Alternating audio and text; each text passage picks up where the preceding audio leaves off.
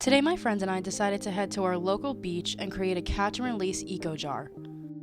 Now here on Long Island, we don't exactly have your average tide pool, but that surely doesn't make our beaches boring. Once the tide goes out, you are still left with an abundance of sea creatures to explore. Today we will explore a beautiful North Shore beach of Long Island, New York. Be sure to stay tuned for some of the awesome things that we're going to find today.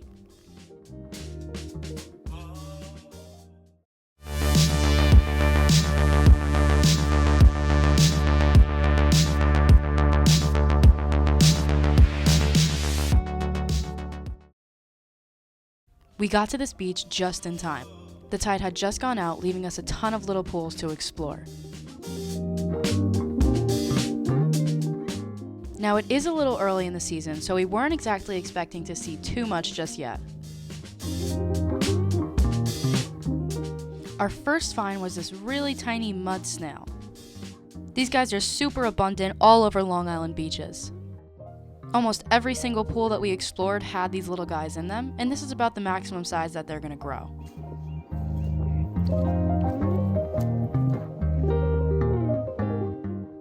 Shortly after, we found this fiddler crab. Now, if you've ever heard of fiddler crabs before, you're probably more familiar with the ones that have the larger claws. However, it is only the males that will have that distinct larger claw. The females are going to have two of the same sized claws. These small crabs are largely known for creating little burrows in the ground. They can actually dig burrows up to 2 feet deep. They create these burrows as protection against predators, and only the males will be able to dig these because they have those larger claws. Up next, we found these common Atlantic slipper snails. Now, you'll constantly find these snails stacked on top of one another. What's interesting about this is that the older females are on the bottom and the younger males are on the top. As the males move down, they will turn into females.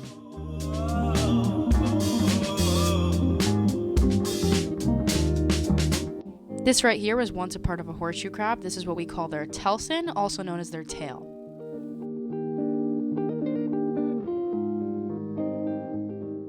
Next up, we found this red-beard sponge. Oftentimes, people will mistake this animal for a piece of coral. Rather, this is a species of sponge, which is a completely different animal.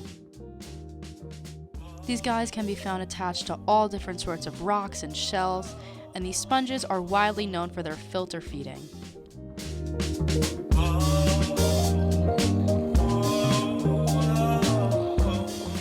This next find was definitely one of my favorites, so right here we see a long-clawed hermit crab. Now, as you may already know, hermit crabs do not have the ability to produce their own shell, so they're going to inhabit the shells of other animals instead. The long-clawed hermit crab prefers small shells of mud snails like we saw earlier, which I believe is what he's hiding in now.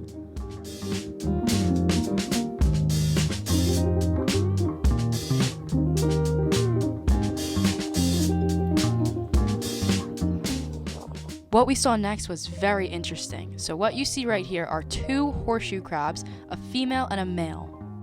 Now both of these horseshoe crabs are alive. We were watching them for quite some time and we did notice some movement.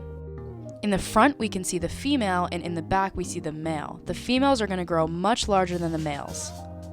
Now horseshoe crabs will typically come onto land for the purpose of breeding, so I believe that is what we are seeing here. During this point of breeding, the female will carry the male onto land.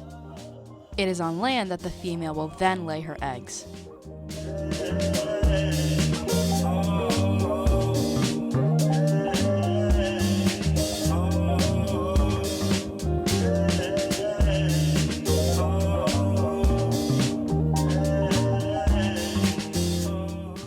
Next up, I found the molt of a spider crab. These guys are really abundant here on Long Island. They're also known as decorator crabs because they do have the ability to stick seaweed and other shells on their back in order to camouflage in with their surroundings. This right here was a piece of sea lettuce that I found. This is a type of green algae commonly found on Long Island. And so far, this is what our jar was looking like.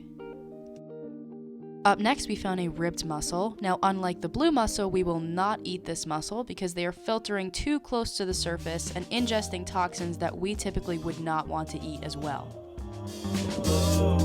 But why is it still open?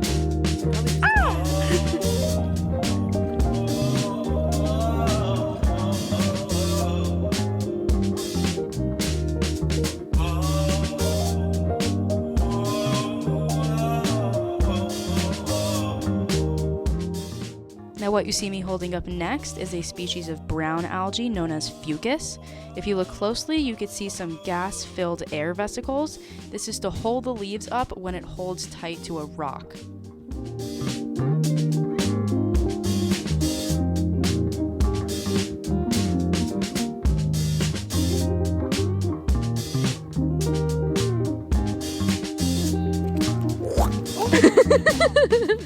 Right here, I'm holding up the shell of what once was an eastern oyster. These animals are very large producers of pearls. Not even that bad. Yes, it is. Up next, I am holding the shell of a razor clam. Now, this animal is no longer alive, but when it is, you will oftentimes see it with its siphon poking out. These animals are also large filter feeders, and that is how they will feed.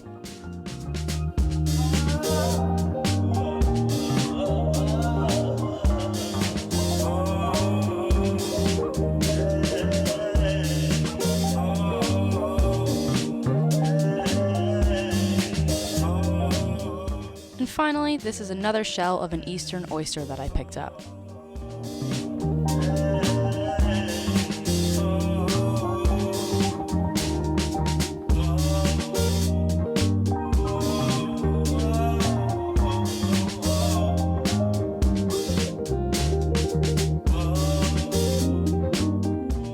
And before we left, we made sure to return everything back to its home.